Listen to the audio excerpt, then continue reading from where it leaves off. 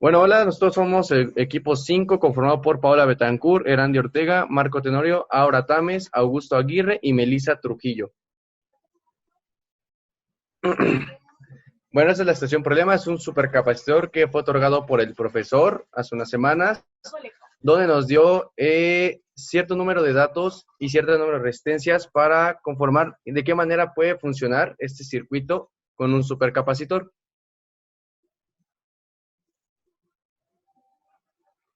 Bueno, para poder resolver este problema es importante saber ciertos elementos, como qué es un capacitor. Un capacitor es un objeto capaz de almacenar grandes cantidades de energía en forma de cargas electrostáticas. Asimismo, como puede guardar estas energías, también las puede ceder con ayuda de un switch. Lo interesante de un supercapacitor es que debido a su funcionamiento puede utilizarse en diversos sectores.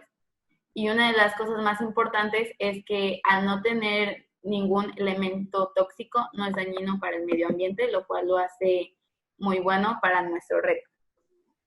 La resistencia eléctrica también es importante, ya que en el modelo que acabamos de ver se encuentra una resistencia. Esta es cualquier oposición que se encuentre en un circuito para detener el flujo de voltaje o disminuirlo. En este trabajo se presentará un supercapacitor con dos resistencias y, y pues lo resolveremos enseguida. Bueno, esa es la ecuación diferencial que nos fue otorgada por el profesor, lo que son la ecuación 1, 2, 3 y 4. Lo primero que hay que hacer es sustituir en la ecuación 2 en la 3. De ahí va a ser lo que ahora vas a ocupar, perdón, después de que derives, integres algunas cosas, llegas a lo que es la ecuación número 5. De ahí con la ecuación 4 tienes que derivarla con respecto a t, dando como final lo que es la ecuación 6, donde al final entonces, después de hacer esos movimientos, te va a quedar la ecuación 4, 5 y 6. Después hay que sustituir en la ecuación 5 y después de cierto número de integrales y derivadas, creo que derivadas, mejor dicho, perdón, derivadas de esta función, vas a llegar a lo que es la parte de la A, B y C, que lo va a explicar con más detalle ahora. Una vez que ya tenemos esta sustitución en la ecuación número 5, pasamos todos los términos que incluyen una multiplicación por una de las derivadas al lado izquierdo de la ecuación y sustituimos mediante el álgebra para que nos quede esta última ecuación diferencial en la que A multiplica a la segunda derivada de la carga 2, B multiplica a la derivada de la carga 2 y C a la carga 2, y esto es igual a la capacitancia 2 por el voltaje. Y nos queda que A es la resistencia más la resistencia 1 por la capacitancia 1 por la capacitancia 2 por la resistencia 2. B es la resistencia más la resistencia 1 por la capacitancia 1 más la capacitancia 2 más la resistencia 2 por la capacitancia 2, y C es igual a 1. Dando como final, pues la ecuación diferencial a la que tenemos que llegar desde el inicio. Una vez que tuvimos esta ecuación planteada, la introducimos a MATLAB y utilizando los comandos de sims y dsolve, obtuvimos la solución de la ecuación diferencial, que quedó como se muestra en la siguiente diapositiva.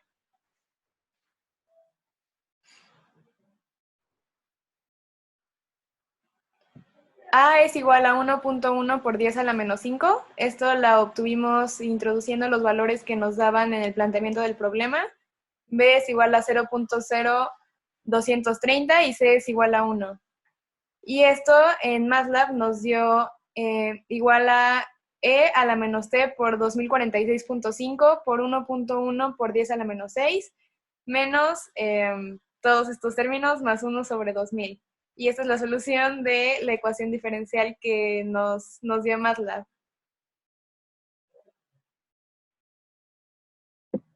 Bueno, la energía de un capacitor está formada por la densidad de energía del campo eléctrico en este. Y para poder sacar la energía de un capacitor es con la siguiente ecuación y pues se sustituyó con el mismo programa de MATLAB que ya ahora nos había mostrado antes.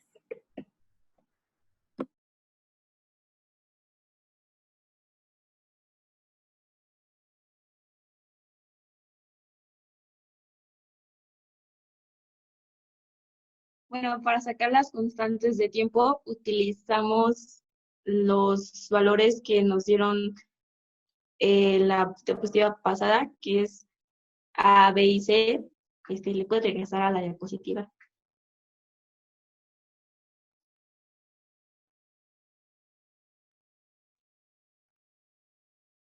¿De regreso o Pau? Sí, es que no veo la diapositiva yo. Ah, caray. A ver, voy. Ahí está.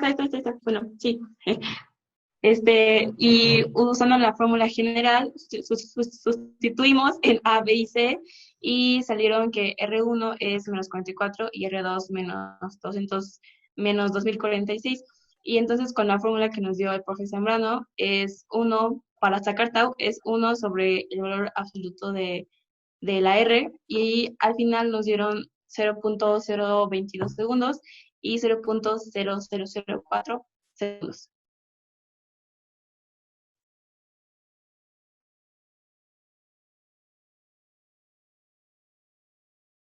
Para resolver el valor de resistencia de carga para disminuir el tiempo de carga en 10 milisegundos, tomamos en cuenta que una reducción en la resistencia es igual a una reducción en el tiempo de carga. Entonces metimos la ecuación general que utilizamos para calcular el tiempo a MATLAB y fuimos reduciendo poco a poco la resistencia hasta llegar a un tiempo igual a 0.1 segundos. Y obtuvimos que la resistencia necesaria para reducir el tiempo de carga en 10 milisegundos era de 874 ohms.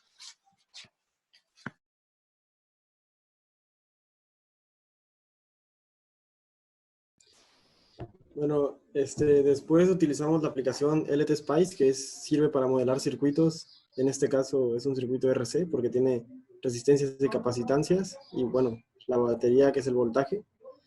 Y pues así se ve como en la imagen, se ve modelada, que tenemos 3 resistencias, bueno, 2 en el supercapacitor y 2 capacitancias. Bueno, y aquí colocamos la tabla de los valores que nos dio la aplicación de la resistencia C, que así le llamamos, la resistencia 2 y la 3, y nos salieron sus magnitudes de voltaje, de potencia y de magnitud de corriente, que se mide en farads, amperes. Y pues esos fueron los valores, como pueden ver, de este lado, del lado de las magnitudes de corriente, son muy acercados las 3 resistencias, ¿no? Bueno, también podemos observar que calculamos también el valor del voltaje de la batería que nos lo daba el profesor, que era de 5 voltios. Ese pues no era necesario calcularlo. La potencia de esta misma batería y la magnitud de corriente. Asimismo, realizamos estas pruebas para los capacitores, para los 2 capacitores que teníamos. Pues su voltaje sabemos que es 5 voltios los dos. Y pues la magnitud de corriente se saca con el programa, pero la potencia yo la saqué, bueno, la sacamos con la fórmula, que era de potencia es igual a voltaje por la energía, ¿no?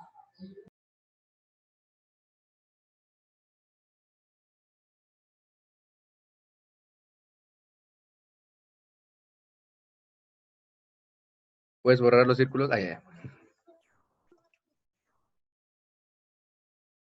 Bueno, ahora para la pregunta, ¿cómo utilizas el supercapacitor para el diseño de un dispositivo para la generación de energía eléctrica? Siguiente, por favor.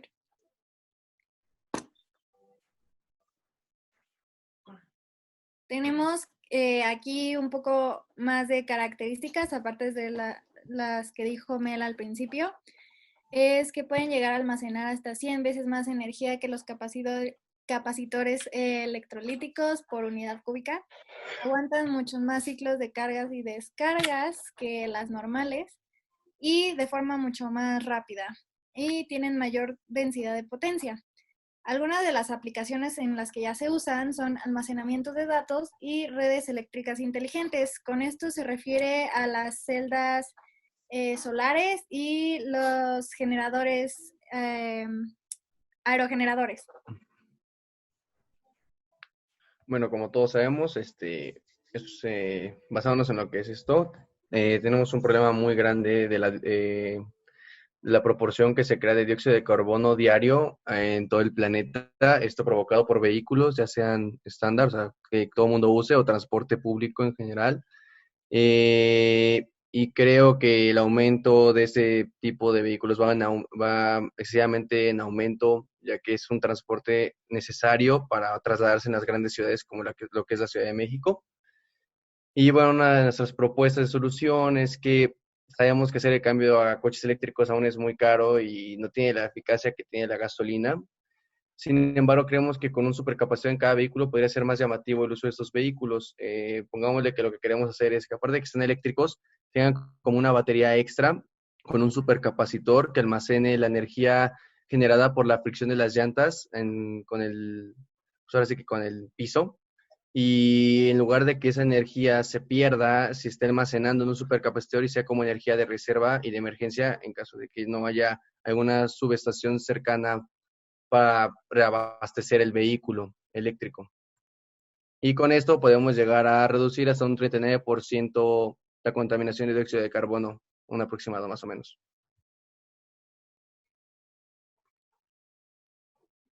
En conclusión.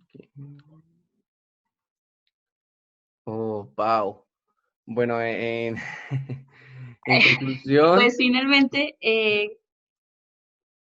ya Sí, concluimos en que al hacer este análisis es desde un punto de vista teórico y es más fácil hacerlo con las herramientas que nos dieron nuestros profesores, fueron MATLAB y ElexPice.